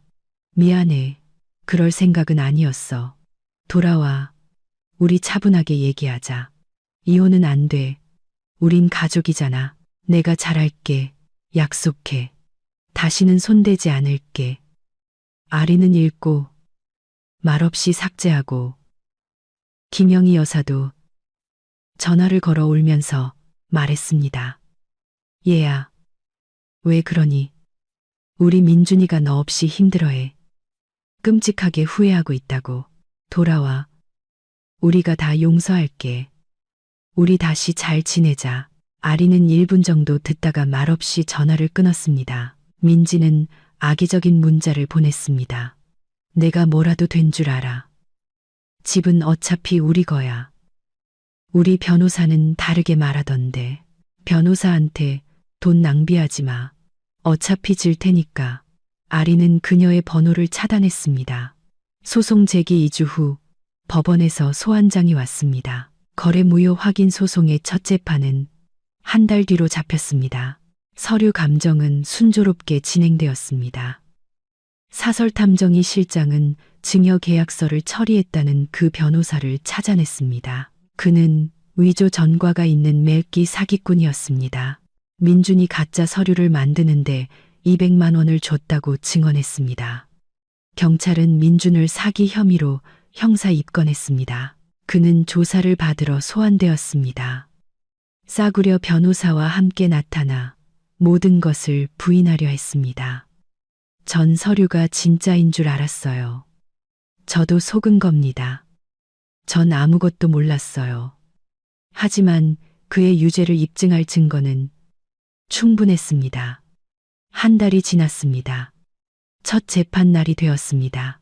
아리는 너무 긴장해서 전날 밤 거의 잠을 이루지 못했습니다. 박서연 여사는 마치 어린아이를 대하듯 그녀의 머리를 쓰다듬으며 안심시켰습니다. 다 잘 될 거야, 딸. 우리에겐 확실한 증거가 있으니 걱정 마. 법원 건물에 30분 일찍 도착했습니다. 민주는 이미 복도에서 그의 변호사와 함께 앉아 있었습니다. 40대쯤에 구겨진 양복을 입은 초라한 남자였습니다. 옆에는 검은 옷을 입고 눈물 젖은 얼굴을 한 김영희 여사가 있었습니다. 민지는 오지 않은 듯 했습니다. 두려웠을 것입니다. 아린을 보자 민주는 벌떡 일어나 다가왔습니다. 아린아, 우리 제대로 얘기 좀 하자. 왜 이렇게 법정까지 와서 쇼를 하는 거야? 저리 가요. 제발, 난 널 정말로 사랑해. 내가 잘못한 건 알지만 우리 다시 시작하자. 아리는 손을 확 뿌리쳤습니다. 저리 가라고 했어요. 날 건드리지 마요. 박서연 여사가 그들 사이에 벽처럼 섰습니다. 내 딸에게 한 걸음만 더 다가오면 경비를 부르고 스토킹으로 고소하겠어요. 민주는 주먹을 쥐었지만 물러섰습니다. 자기 자리로 돌아가 앉아 분노에 찬 눈으로 바라보았습니다. 마침내 법정으로 불려 들어갔습니다. 50대쯤의 엄격한 표정의 여성 판사가 양측의 말을 들었습니다. 최 변호사는 자신감 있게 변론하며 모든 증거를 조목조목 제시했습니다. 여기 어머니가 딸에게 준 증여 계약서입니다. 여기 새로운 서류에 대한 위조 감정 결과입니다. 여기 사기꾼 변호사의 증언입니다. 그리고 여기 폭행 진단서입니다. 모든 것이 명확하고 논리적이며 반박할 수 없었습니다. 민준의 변호사는 혼란스러워하며 그들이 부부였으니 집은 공동재산이라고 주장하려 했습니다. 하지만 판사는 냉정하게 말을 잘랐습니다. 증여 계약서에 명확히 명시되어 있습니다. 배우자가 아닌 제3자로부터 증여받은 개인 재산입니다. 민법 제8 130조를 읽어보셨습니까? 이러한 재산은 분할 대상이 아닙니다. 민주는 증언하며 변명하려 했습니다. 저도 집에 투자했어요. 수리도 하고 모든 비용을 냈다고요. 최 변호사는 아린의 모든 영수증과 카드 내역서를 냉정하게 제시하며 오직 그녀만이 돈을 냈다는 것을 증명했습니다. 당신의 투자 증거는 어디 있습니까? 영수증, 청구서, 이체 내역 아무것도 없습니까? 바로 그겁니다. 재판은 거의 4시간 동안 계속되었습니다. 마침내 판사는 판결을 위해 퇴정했다가 40분 후에 돌아왔습니다. 일어서 주십시오. 재판을 시작하겠습니다. 모두 일어섰습니다. 아리는 손가락 마디가 하얘질 정도로 주먹을 꽉 쥐었습니다. 판사는 차갑고 공식적인 톤으로 판결을 읽기 시작했습니다. 원고 이아린 씨의 증여계약 무효 확인 청구를 전부 인용합니다. 해당 증여계약은 서류의 위조가 확인되고 소유자의 의사표시가 부재함에 따라 무효임을 선언합니다. 피고 김민지 씨는 10일 이내에 점유 중인 주택을 비우고 합법적인 소유자에게 열쇠를 반환해야 합니다. 아리는 숨을 내쉬었습니다. 안도감에 다리가 풀렸습니다. 박서연 여사가 그녀의 손을 꽉 잡았습니다. 이겼어, 딸. 우리가 이겼어. 하지만 판사의 말은 아직 끝나지 않았습니다. 피고 김민준 씨의 주택을 공동재산으로 인정하고 동등하게 분할해달라는 반소는 전부 기각합니다. 해당 주소의 주택은 원고 이아린 씨가 어머니로부터 증여 계약에 따라 받은 개인 재산임을 인정합니다. 피고 김민준 씨는 해당 재산에 대한 권리가 없으며 그의 주장은 근거가 없습니다. 민주는 개처럼 붉어진 얼굴로 자리에서 벌떡 일어났습니다. 이건 불공평합니다. 저도 거기서 살았고 제 가족이라고요. 앉으세요. 판사가 차갑게 명령했습니다. 법원의 결정은 최종적이며 퇴거 기일 부분에 대해서는 항소할 수 없습니다. 법정 밖으로 나왔습니다. 아리는 기쁨과 안도감에 울었습니다. 최 변호사는 그들과 악수했습니다. 축하합니다.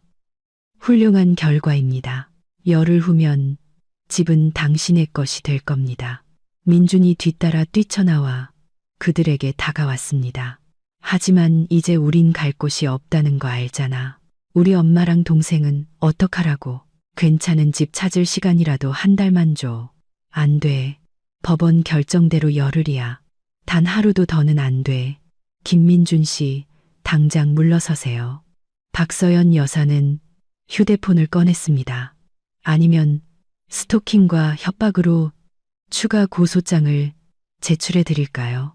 사기죄에 한 줄 더 추가되겠네요. 그는 분노와 무력감에 찬 눈으로 바라보았습니다. 당신들 후회하게 될 거야. 모두 다 증인들 앞에서 한 협박이군요. 박서연 여사가 목소리를 높였습니다. 전부 듣고 녹음하고 있습니다. 기록을 위해 다시 한번 말씀해 주시죠. 민주는 바닥에 침을 뱉고는 사라졌습니다. 김영희 여사는 손수건에 얼굴을 묻고 흐느끼며 뒤따라갔습니다. 열흘은 고통스럽게 길었습니다. 아리는 그들이 마지막으로 그녀의 집에 무슨 짓을 할지 상상했습니다. 복수심에 집을 망가뜨리거나 부수거나 무언가를 훔쳐갈지도 모른다고 생각했습니다. 잠을 제대로 자지 못하고 불안해했습니다. 박서연 여사는 그녀를 안심시켰습니다. 무슨 짓을 하든 나중에 법정에서 손해배상 청구하면 돼. 걱정 마. 중요한 건 그들을 내보내는 거니까. 마침내 11번째 날이 되었습니다. 아린과 박서연 여사, 그리고 최 변호사는 아침 일찍 전원주택으로 갔습니다. 집은 조용하고 텅 비어 있었습니다. 대문 앞에는 민준의 차가 없었습니다. 아린이 자신의 열쇠로 문을 열고 안으로 들어갔습니다. 집은 정말로 비어 있었습니다. 모든 개인 물품은 사라졌습니다. 원래 있던 가구는 그대로였지만 그 외의 식기, 장식품, 그림, 카펫 등은 모두 가져갔습니다. 거실 흰 벽에는 검은색 마커로 큰 글씨가 쓰여 있었습니다. 이 집은 우리 것이었다. 넌 반드시 후회할 거야. 아리는 그 글씨를 보고 자신도 모르게 웃음이 나왔습니다. 피곤했지만 안도감이 담긴 웃음이었습니다. 내일 당장 칠해버려야지. 아니면 아예 벽지를 새로 바르든가. 박서연 여사가 딸의 어깨를 감쌌습니다. 이제 다 끝났어, 딸. 집은 다시 내 것이야. 이제 편안하게 살 수 있어. 그들은 청소업체를 불렀습니다. 전문팀이 이틀 내내 집을 청소했습니다. 모든 곳을 반짝이게 닦고 카펫과 소파를 청소했습니다. 집은 깨끗하게 빛났습니다. 그 후 아리는 인테리어 업체를 고용했습니다. 글씨가 쓰인 벽을 다시 칠하고 침실 2개의 벽지를 새로 바르고 깨진 거울을 교체하는 등 간단한 보수를 했습니다. 일주일이 걸렸습니다. 재판 후 2주 반 만에 집은 완전히 준비되었습니다. 아리는 자신의 전원주택으로 다시 이사했습니다. 박서연 여사는 짐 푸는 것을 돕고 정착하는 것을 도왔습니다. 자, 이제 다 됐다, 딸아. 내 집에 돌아온 거야. 내 집으로. 마침내 내 엄마 집에 왔어요. 아리는 주위를 둘러보고 심호흡을 했습니다. 자유, 그녀만의 공간. 더 이상 누구도 명령하거나 모욕하거나 때리지 않을 것입니다. 나도 곧 내 도시로 돌아가야겠구나. 박서연 여사가 아쉬운 듯 말했습니다. 일이 너무 밀렸어. 협력사들한테서 매일 전화가 오네. 하지만 언제든 연락할 수 있으니 무슨 문제든 바로 전화하렴. 알았어요. 엄마, 아리는 어머니를 꼭 껴안았습니다. 모든 것에 감사드려요. 또 한 주가 지났습니다.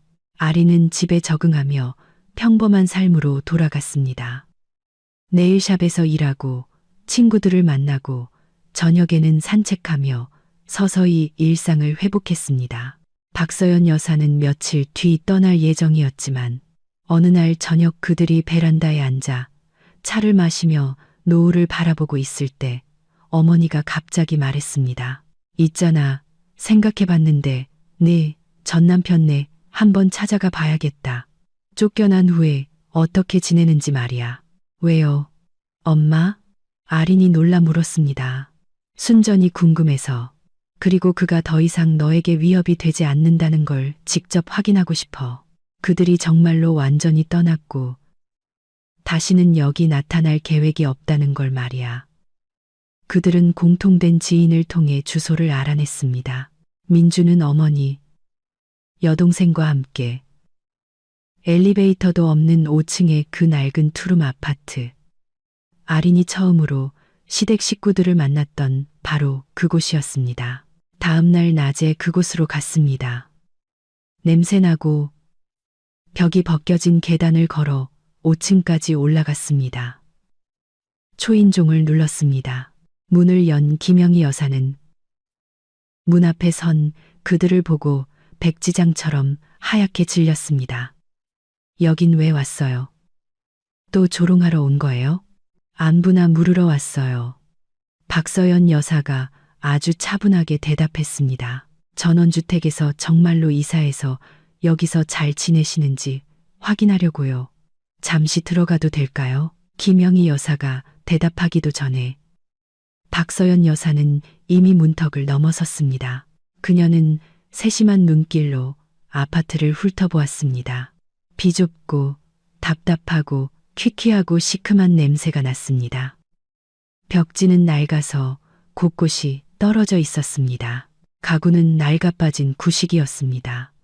작은 방의 꺼진 소파에는 민준이 앉아 있었습니다. 면도도 하지 않은 채 더러운 티셔츠를 입고 씻지 않은 머리로 휴대폰만 뚫어져라 보고 있었습니다. 민지는 창가 쪽 간이 침대에 누워 역시 낡은 잠옷 차림으로 휴대폰을 보고 있었습니다. 박서연 여사는 이 가난하고 비참한 광경을 천천히 훑어보았습니다.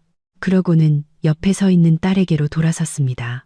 아름다운 원피스를 입고 잘 가꿔진 행복해 보이는 딸에게. 그리고 그녀는 바로 그 말을 했습니다. 크고 또렷하게 목소리에 얼음장 같은 평정을 담아 딸, 내가 사준 그 전원주택에서는 왜 안 사는 거니? 죽음과 같은 정적이 흘렀습니다. 김영희 여사는 입을 벌린 채 얼어붙었습니다. 민주는 천천히 휴대폰에서 고개를 들어 그들을 쳐다보았습니다. 민지는 휴대폰을 든 손을 얼굴로 가져가다 말고 멈췄습니다. 아리는 차분하고 자신감 있고 위험 있게 미소 지었습니다. 우리 전원주택에서 잘 살고 있어요. 엄마. 우리 집으로 돌아왔어요. 제 집으로요. 그녀는 이 3명의 실패자들이 사는 비참한 아파트를 훑어보았습니다. 그리고 이 사람들은 여기가 자기들한테 딱 맞는 곳에서 살고 있는 거고요. 민준이 천천히 소파에서 일어났습니다.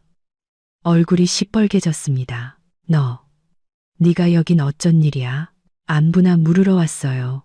박서연 여사가 차분하게 대답했습니다. 여기서 어떻게 지내시는지 보려고요.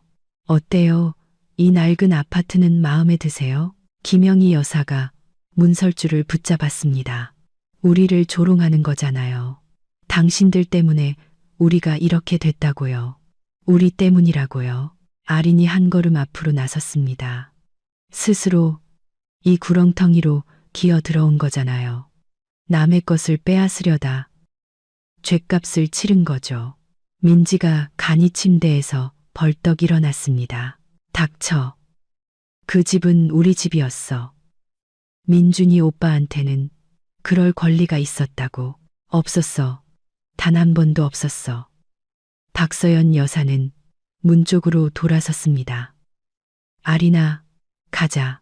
여긴 숨도 제대로 못 쉬겠다. 그들이 아파트를 나서자 문이 요란한 소리를 내며 쾅 닫혔습니다. 계단을 내려와 밖으로 나왔습니다. 아리는 심호흡을 했습니다. 정말 끔찍한 곳이네요. 그들 스스로 선택한 거야. 자업자득이지. 박서연 여사가 딸의 어깨를 감쌌습니다. 하지만 우리는 다른 삶을 살지. 좋은 삶을. 네, 엄마, 우리는 좋은 삶을 살아요. 그들은 차에 타. 그들의 전원주택으로 넓고 밝고 깨끗한 집으로 향했습니다. 일주일 후 박서연 여사는 자신의 도시로 돌아갔습니다.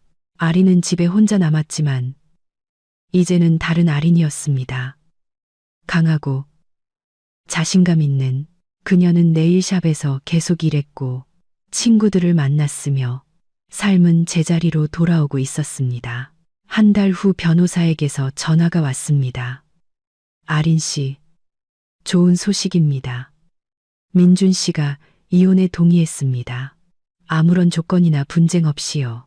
서류에 서명하시면 2달 후에 자유로워지실 겁니다. 정말요? 그냥 그렇게 동의했다고요? 네, 완전히 졌다는 걸 깨달은 모양입니다. 아리는 서류에 서명했습니다. 2달은 금방 지나갔고 이혼이 성립되었습니다.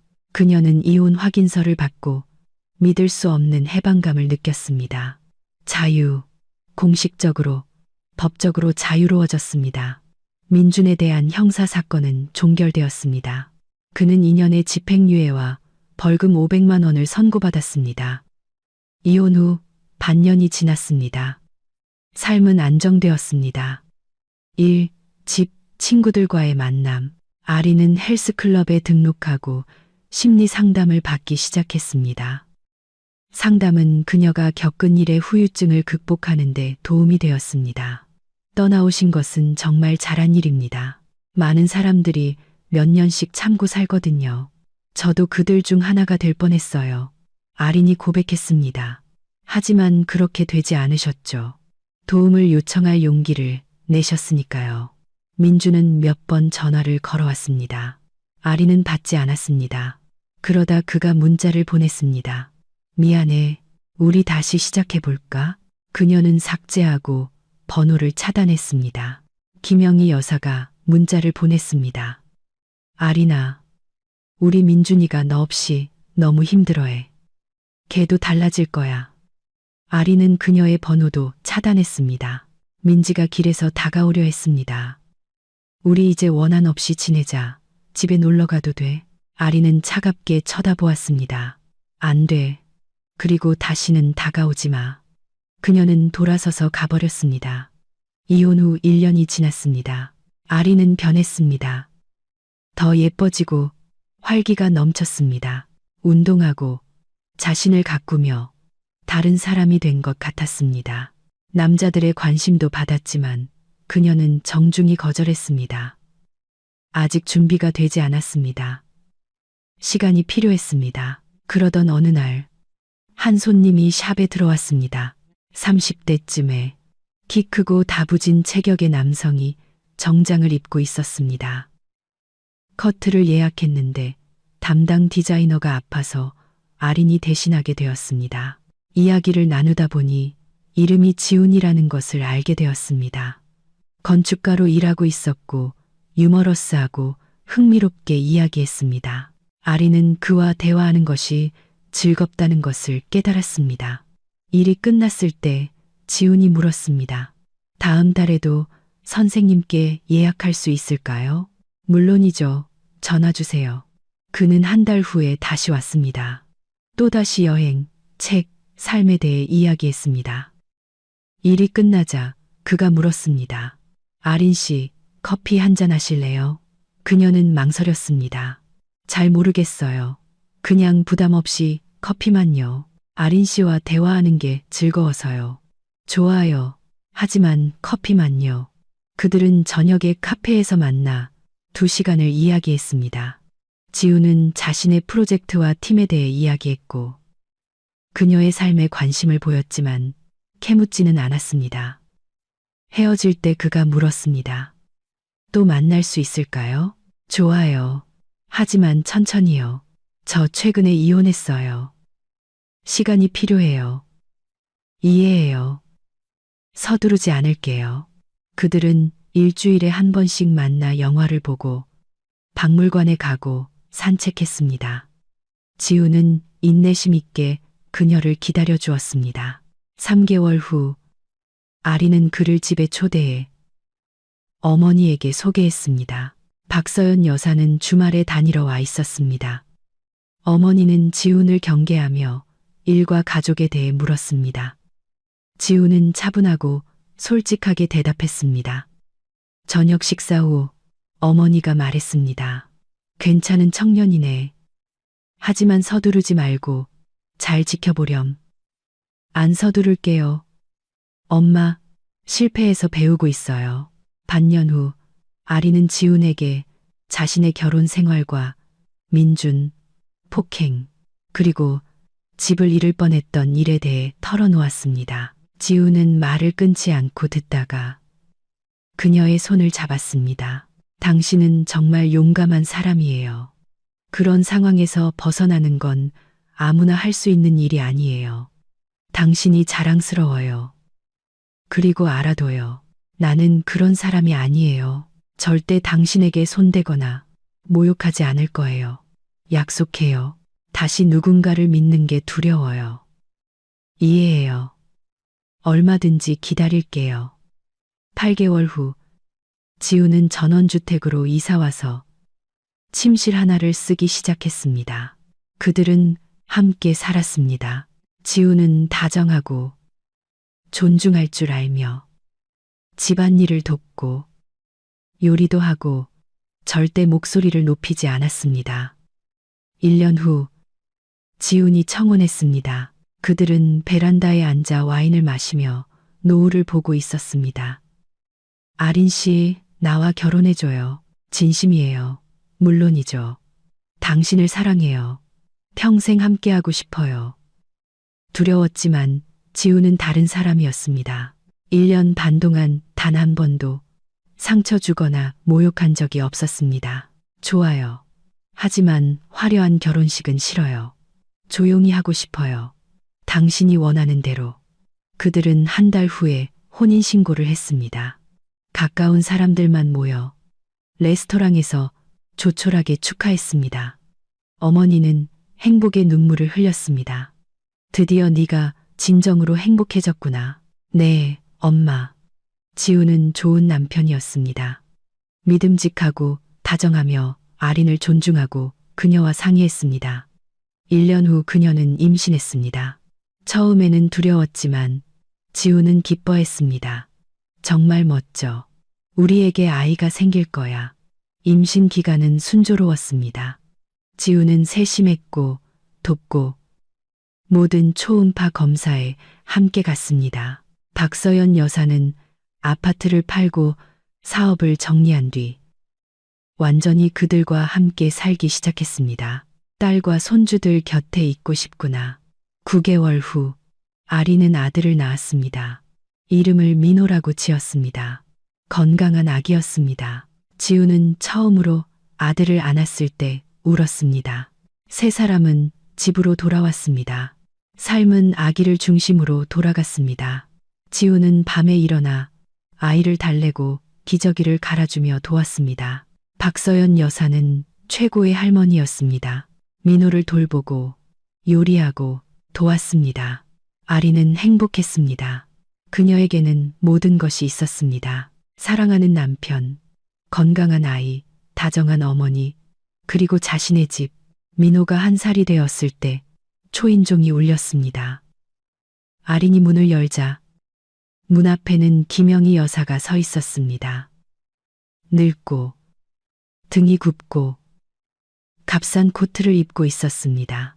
아린아, 들어가도 될까? 안 돼요. 무슨 일이시죠? 얘기 좀 하자. 사과하고 싶어. 우린 할 얘기 없어요. 제발. 5분만. 아리는 현관으로 나갔습니다. 여기서 빨리 말씀하세요. 김영희 여사는 그리운 눈으로 전원주택을 바라보았습니다. 멋진 집이야. 우리가 여기서 살았던 때가 기억나네. 불법으로 살았죠.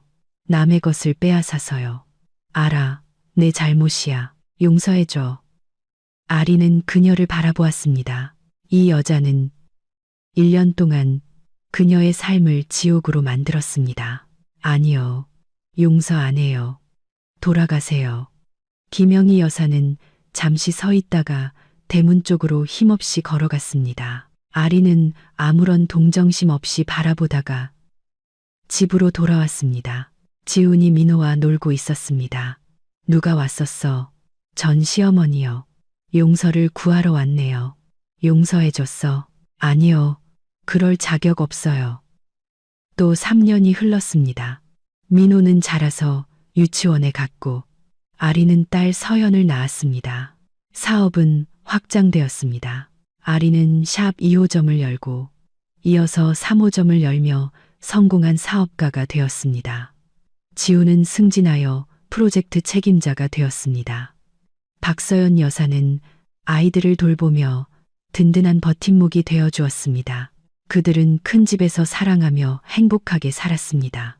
민주는 더 이상 전화하지 않았습니다. 아리는 소식을 들었습니다.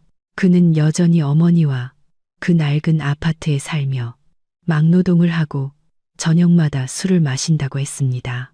민지는 다른 도시로 갔지만 거기서도 잘 풀리지 않았다고 했습니다. 아리는 승리감을 느끼지 않았습니다. 그저 무관심할 뿐이었습니다. 그들의 길은 영원히 갈라졌습니다. 민호가 5살 때 물었습니다. 엄마, 아빠 만나기 전에 다른 남편이 있었어. 응, 오래전에. 하지만 나쁜 사람이었어. 아빠는 좋은 사람이고 세상에서 제일 좋아. 그 나쁜 사람은 어디 있어? 아주 멀리. 그리고 다시는 우리한테 오지 않을 거야. 다행이다.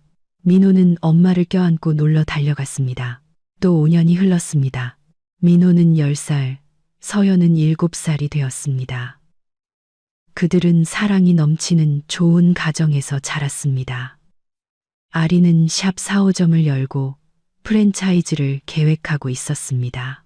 지우는 회사 파트너가 되었습니다. 그들은 같은 전원주택에 살았습니다. 집을 새롭게 단장했지만 팔지는 않았습니다.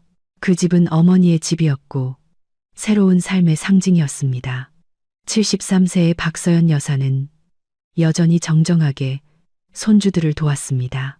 어느 날 저녁 그들은 베란다에 앉아 있었고 아이들은 마당에서 놀고 있었습니다. 있잖아요. 아린이 말했습니다. 가끔 생각해요. 만약 내가 그때 엄마한테 전화하지 않았더라면 어떻게 됐을까? 엄마, 그런 생각하지 마. 내가 전화한 게 중요한 거야. 하지만 전 너무 오래 참았어요. 두려웠겠지. 그건 당연한 거야. 중요한 건 용기를 냈다는 거지. 지훈이 아린의 손을 잡았습니다. 당신은 정말 용감해. 용감한 게 아니라 운이 좋았을 뿐이에요. 운이 아니야. 박서연 여사가 말했습니다. 네가 선택한 거야. 전화해서 도움을 요청했지. 그건 네 선택이었고 넌 정말 잘했어. 또 10년이 흘렀습니다. 민호는 20살이 되어 대학에서 건축을 공부하고 있습니다. 서연은 17살로 의사를 꿈꿉니다. 박서연 여사는 82세에 조용히 잠든 채 세상을 떠났습니다. 아리는 어머니를 묻고 울었지만 엄마가 손주들의 행복한 모습을 보며 좋은 삶, 행복한 삶을 사셨다는 것을 알았습니다. 지우는 여전히 곁에 있습니다. 27년을 함께하며 변함없이 사랑합니다. 아리는 사업을 10개 지점으로 확장하고 화장품 라인을 론칭했으며 가정폭력 피해 여성을 위한 자선재단을 설립했습니다. 쉼터와 변호사, 심리 상담사를 지원합니다. 그녀는 자신이 무엇을 겪었는지 알기에 다른 이들을 돕고 싶습니다. 그녀는 여전히 그 전원주택에 삽니다. 아이들이 찾아오고 손주들이 옵니다. 집은 삶과 웃음, 사랑으로 가득합니다. 가끔 그녀는 민준을 떠올립니다. 2년 전 그가 죽었다는 소식을 들었습니다. 간경화, 술로 망가졌습니다. 아리는 동정심을 느끼지 않았습니다. 그저 사실을 받아들일 뿐이었습니다. 그는 그의 나쁜 삶을 살았고 그녀는 그녀의 좋고 행복하며 의미 있는 삶을 살았습니다. 저녁에 베란다에 앉아 정원을 바라볼 때 그녀는 행복합니다. 벗어났기 때문에, 포기하지 않았기 때문에, 어머니에게 전화할 힘을 찾았기 때문에 단 한 통의 전화가 모든 것을 바꿨습니다. 단 한 통의 전화가 그녀의 삶을 구했습니다. 이제 그녀는 다른 여성들이 그 전화를 걸고 힘을 내고 벗어날 수 있도록 돕습니다. 어느 날 20대 후반의 젊은 여성이 멍든 얼굴로 겁에 질려 재단에 찾아왔습니다.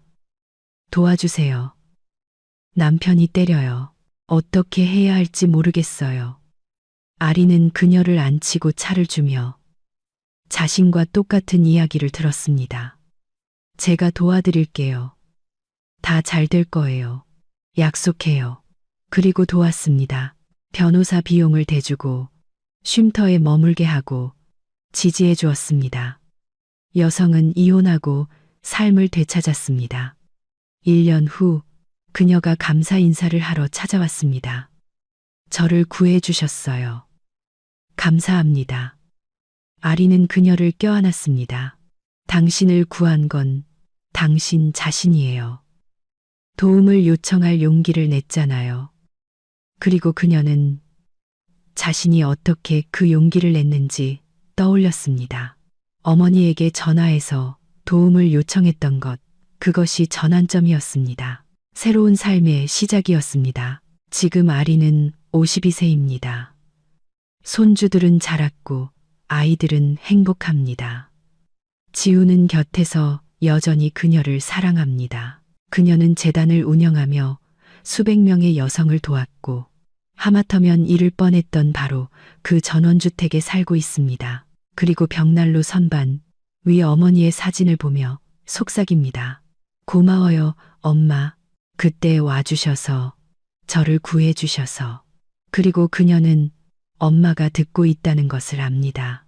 모든 여성은 행복할 자격이 있다. 모든 여성은 구타당하고 모욕당하는 곳이 아닌 사랑받는 집을 가질 자격이 있다. 이것이 이제 그녀의 사명이며 그녀는 끝까지 계속할 것입니다. 단 한 통의 전화가 모든 것을 바꿀 수 있다는 것을, 단 한 통의 전화가 생명을 구할 수 있다는 것을 그녀는 알기 때문입니다.